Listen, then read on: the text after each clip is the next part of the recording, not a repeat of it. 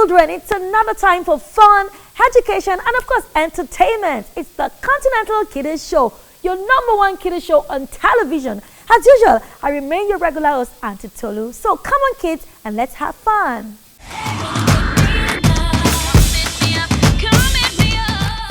It's time for Story with the Big Daddy, followed by our Spelling Bee segment with Mr. Craig, and of course, Uncle Guy will take the center stage on our Let's Draw segment. And of course, today, children, we're also going to be learning how to make cake and a computer. Who invented the computer? You're going to find that out on how things are made and who invented that. So, children, stick around.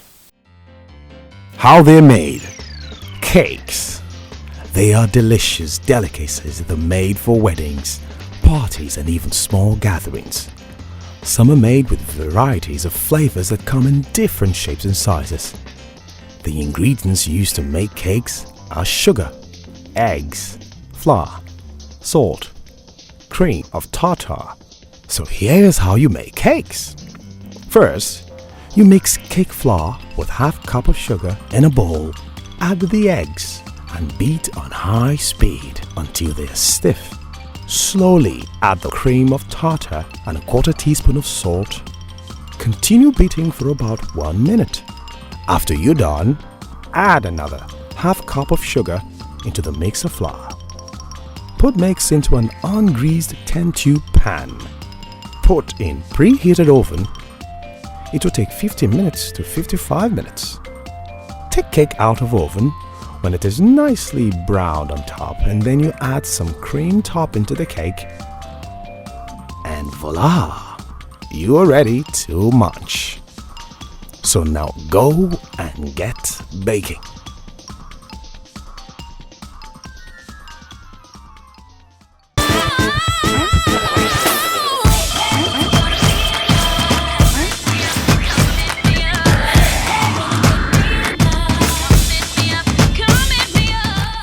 Hello and welcome to another fantabulous episode of Story Time on Continental Kiddies Show with the Big Daddy! Hello, children! Hello, Big Daddy! Hello, wonderful, intelligent students! Hello, Big Daddy! Hello, children! Hello, Big Daddy! Oh yes, of course. It's always something that is gratifying to have you with Big Daddy. Yes, put hands together for yourself. Put hands together for yourself. Yes, today our story is titled Ali the Obedient Boy. Ali the what? Obedient boy. Ali the Obedient Boy. Ali was such an obedient boy. He would go on errands for his parents and elders alike. So everybody loved him. He was also a very cheerful boy, but unfortunately, he was not a clever boy, and this gave his parents a lot of concern. Anyway, one day, his father sent him on an errand to go and buy eggs because the man wanted to, eat yam. So he needed to eat it with eggs. So he gave Ali some money to rush down to the egg seller. Okay? Ali quickly collected the money and put it on his right hand, and he was on his way. He was rushing. On the way, he saw his uncle.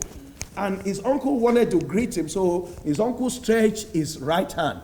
And Ali stretched his left hand to shake his uncle. And his uncle thought that, what's going on here? This is rude. I'm shaking you with my right hand and you are stretching your left hand. Ali, what's wrong with you?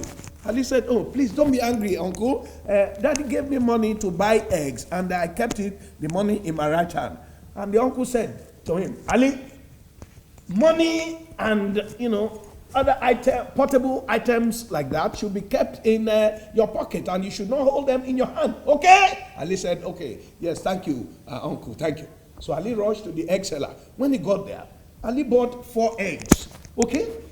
Ali quickly remembered what the uncle told him. So what did he do? He put the eggs in his pocket. 2 on the right pocket and the other 2 on his left pocket. So he rushed down because he knew that his father was waiting for him to have his breakfast. So he was on his way and he passed in front of his uncle's house again. And his uncle said, Ali, why are you rushing, for God's sake? Ali said, Uncle, my father wants to eat and he needs to eat his egg now. Okay, Uncle asked him, where are the eggs that you went to buy? By the time Ali dipped his hand into his pocket, his right pocket and his left pocket, the eggs had broken. And the uncle said, Ali, why did you break these eggs now? You put eggs in your pocket? For God's sake, don't you know that eggs are fragile? Eggs, you don't keep eggs in your pocket. You have to hold them in your hands. And Ali said, oh, anyway, but these eggs are broken now. What are we going to do? The uncle now gave Ali, some money to go and buy fresh eggs. Ali bought the eggs, quickly took them home. So the next week or so, the father thought that, he should celebrate Ali's 10th birthday anniversary. So he said, okay, what am I going to buy for this boy? Oh, no. Okay, let me buy him a goat. So he went to a goat seller, and he told the goat seller, my boy is going to mark his 10th birthday anniversary. So I'm going to deposit some money with you, okay? In a week's time, my boy, Ali, will come and collect the goat, okay? And the goat seller said, there's no problem. Whenever he's here, I'll give him the goat. Quickly. When it was exactly a week, Ali came to the goat seller. The man had already tied a rope around the neck of the goat. So what Ali did was just to grab the rope, and he was dragging the goat, and the goat was following voluntarily. He did not know whether to categorize or to regard a goat as something fragile or not. Anyway, he did not want to look stupid. What did he do? He quickly carried the goat in his hand and carried the goat like this. And he was going. And the goat was... And he passed in front of his uncle's house again. And the uncle saw him. Ali, for God's sake. Why are you carrying this goat now with your hand? After all, there is a rope around the neck of the goat. Drag the rope and carry this gun and drag this goat along now. Ali said, but uncle, you told me that fragile things should not be put in a pocket. Though that is why I carried the goat with my hand. And, oh my God. And the uncle laughed and laughed. Oh, Ali, who told you that a goat or other type of animals, are things that you regard as fragile? Please, Ali, be very careful. Anyway, Ali left like that. He took the goat and, delivered it to his father. So the next week, Ali's mother wanted to buy a fowl so they could eat some rice in the house. So he gave Ali some money to go and buy a fowl. When Ali got to the fowl seller, the seller had already tied the feet of the fowl and just gave it to Ali like that. Ali grabbed the fowl and was taking it home. When he got to the middle of the road, Ali remembered that his uncle had told him that, fragile things, should not be, carried like that. You should put them in your hand. And Ali said, I'm confused now. What should I do? Should I carry this fowl? Should I? You know what Ali did? Ali tied the rope around the neck of the fowl and started to drag it. And the fowl was complaining. When they got to the middle of the road, the fowl was already strangled. And the fowl was complaining. If not for the quick intervention of Ali's uncle, the fowl would have died. Can anyone tell me, was Ali a clever boy or not? Yes. Was he a clever boy? Why was he not a clever boy to start with? What was the first thing that he did? Who can remind me what was the very first mistake that Ali committed? Who can tell me? Okay, you. He put eggs in his pocket. He put eggs in his pocket. Is it good to put eggs in your pocket? No. Where should you put eggs?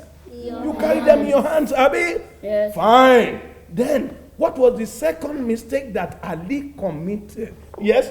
He carried a goat. He carried a goat. Should you be carrying a goat? No. Is a goat fragile? No. A goat is not fragile. Anyway, we can go on and on to talk about this story. But I'm sure, children, you have learned a lot from it. Put your hands together for yourself. You've done very well. Let's stand up now. Story! Story repeated. You are not dancing.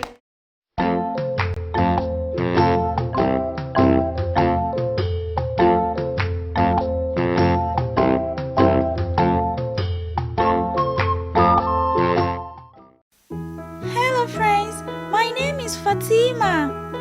When I grow up, I want to be a Can you guess what I want to be when I grow up from these pictures?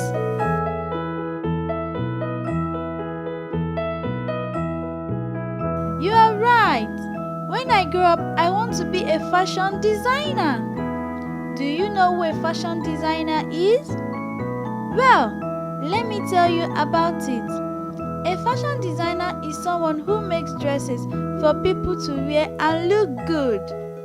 As a fashion designer, I use tape rule to measure the body size of people I want to make clothes for.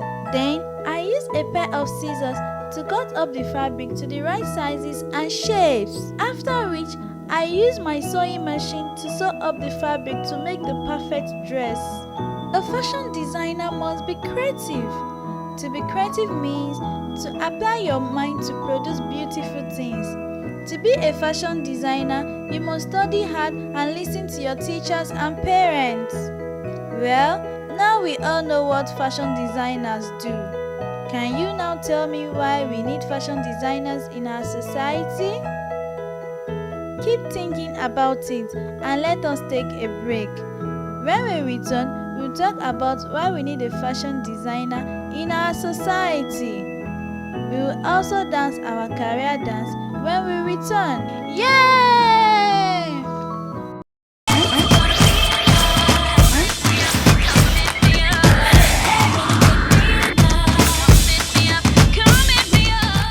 Hello, I'm Mr. Craig.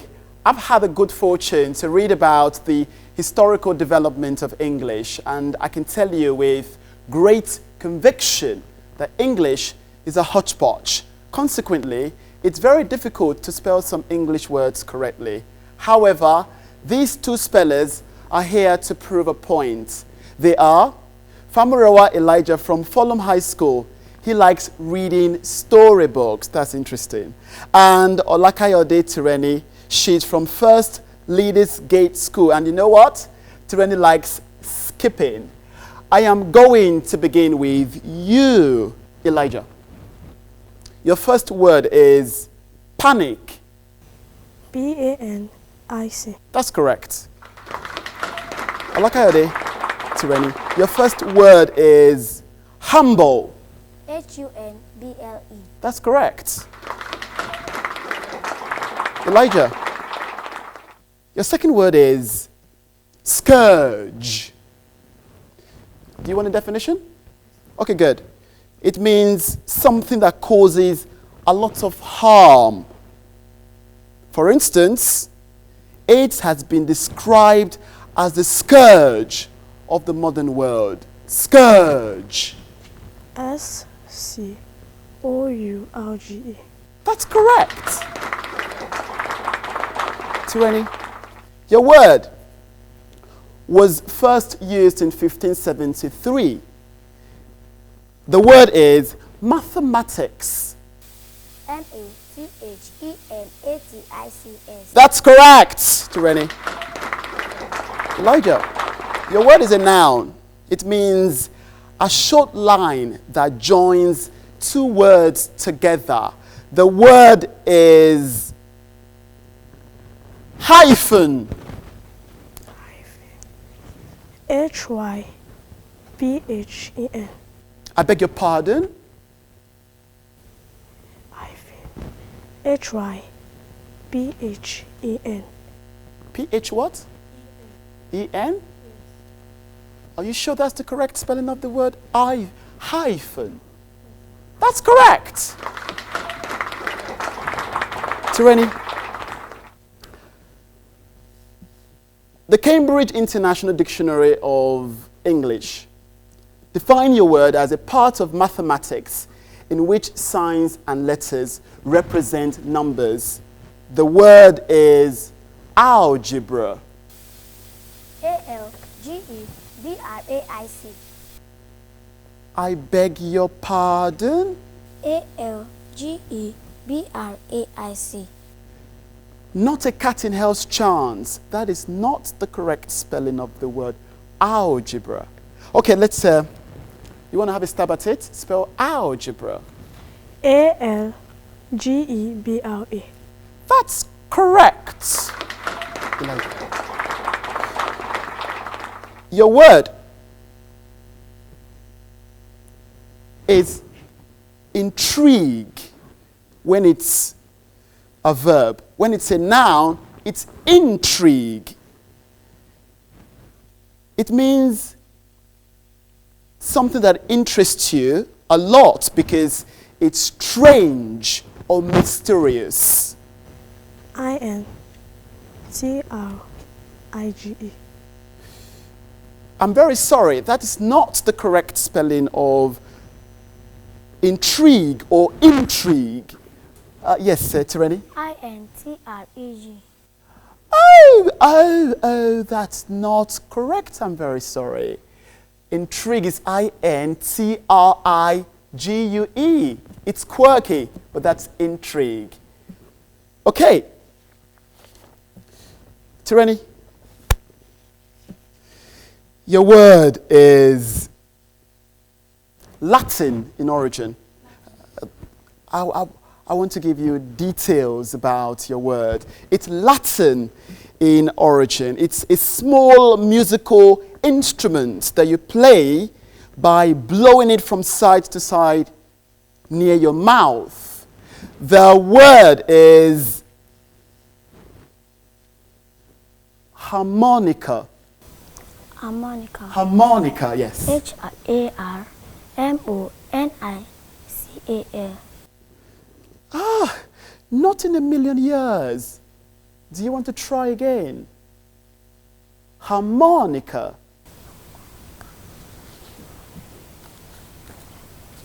HERMONICA. Oh, you must be in a fog already, I should imagine, but it's okay. Yes, Elijah. Harmonica. Yeah. HORMONICAL.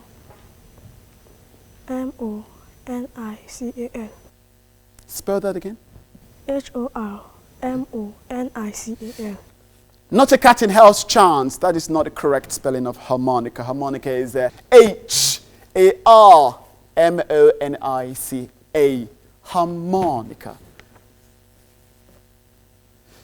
So, yes, Elijah, you're next. And I should tell you that, interestingly, this is the last phase of this engagement. And your word is, in truth, it's got 3 syllables. But the lexical stress is on the second syllabic structure. It's hydraulic. HYDROLIC. Do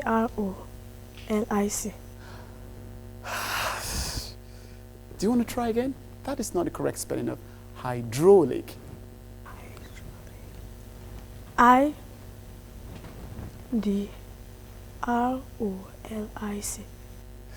That's quite something, but that's not correct. I'm super sorry. Tireni, hydraulic. HYDROLIC. Oh. I think it's critical now for me to intervene.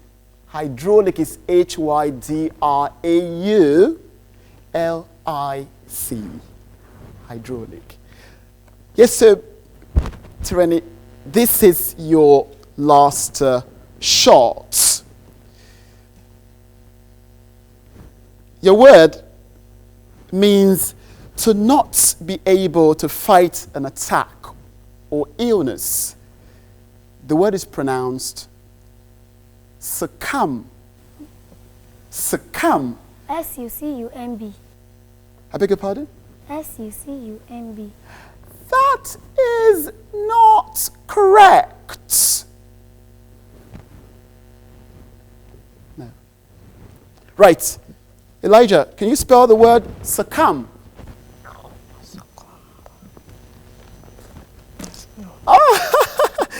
Oh, English is so outlandish. Succumb is SUCCUMB. Succumb. The B is silent. Succumb.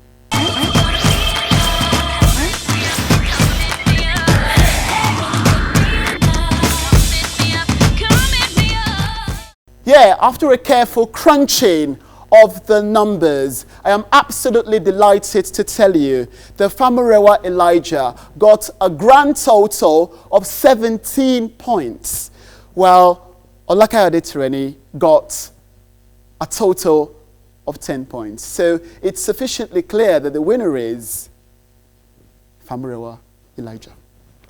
Famurewa, many congratulations to you. Yeah, and Tireni, you're also a winner. You're a magnificent speller, okay? Congratulations to you as well. Yes, so it's our culture for both of you to shake hands here. Go on. Good, well done. Okay. Oh, thank you loads for watching. I am looking forward to seeing you next time. Bye-bye.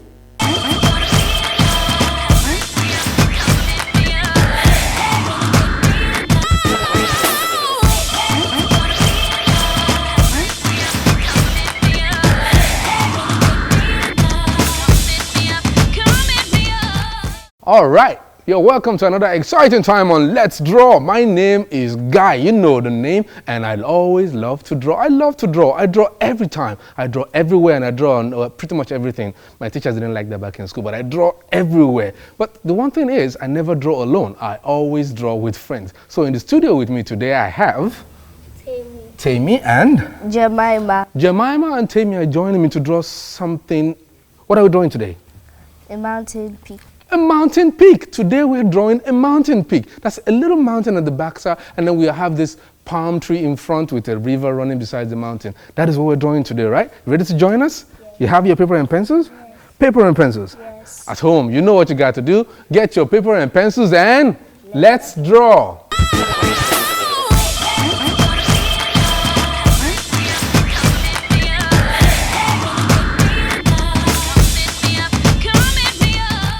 Okay, now because the mountain is on the back and the palm tree is in front, we draw the palm tree first because the law of, it's called foreshortening or perspective. So we draw what's in front first before we draw what is behind. So we'll draw the palm tree first on the left side of the paper. That starts with just two straight lines, almost like you're drawing a zigzag. So you go one line from the bottom part up and down, like a very slim and bendy triangle.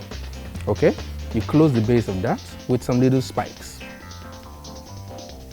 Okay, now your palm tree is not completed without its palm frond. So starting from the top, just draw like 4 lines sticking out from it, bending downwards a little bit, 4, maybe 5 lines.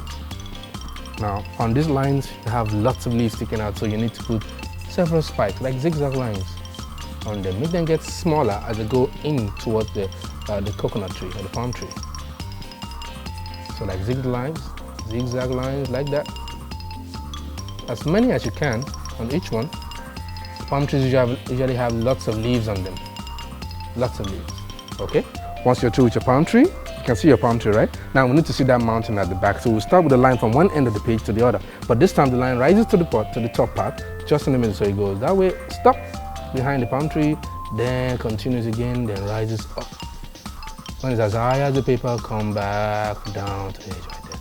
Now a mountain is not complete without this peak. Probably has a little bit of snow because it's really cold up there. So we put a little, something that looks like ice cream topping on top of the mountain like that, just zigzag lines around. Then some small lines, wavy lines from the top of the mountain coming down. Shows that the mountain has several rock pieces on it. So it's not just one ice cream cone. It's really rock, right?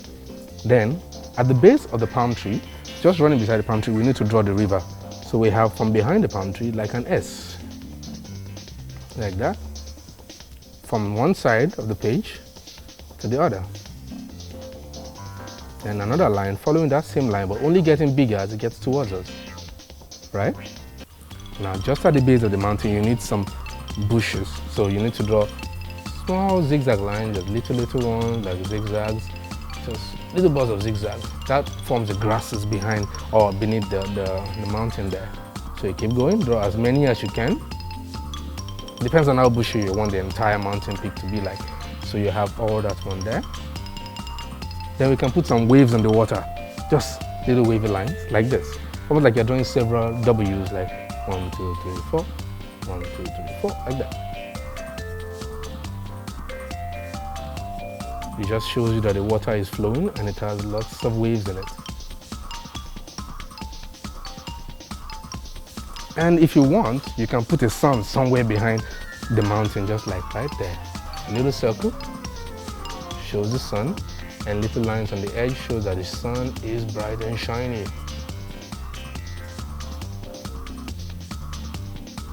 And with that, voila! We have a mountain peak with the palm tree. I'm sure you like to be relaxing under a palm tree behind the river, just sitting down, cool breeze, feeling good. Is your drawing as good as this? I'm sure it's much better. I'm sure you've been practicing since you started, so you can always draw and get better, because the only way to get better is to keep drawing. So you have got to keep practicing whatever you can do, whatever you can find, just draw, and draw. And keep drawing till we see you next time.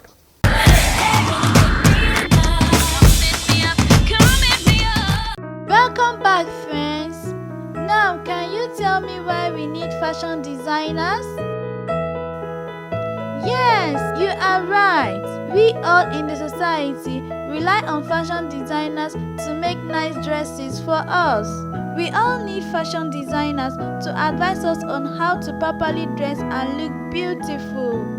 Wow, it's so exciting to be a fashion designer. Do you like what fashion designers do? Will you also like to be a fashion designer when you grow up? Hooray! That's great! Join me next time and we'll see what else we can be when we grow up. Bye bye!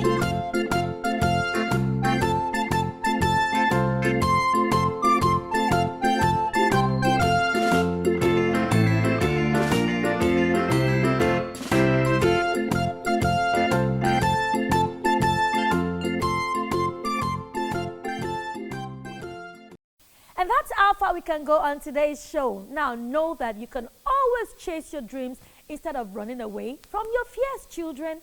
I'll see you again same time next week. But before I go, remember that you can always tweet at us at TVC Connect with the hashtag CKSTVC, or email us at cks@tvcontinental.tv. I'll see you again next week. Bye, children.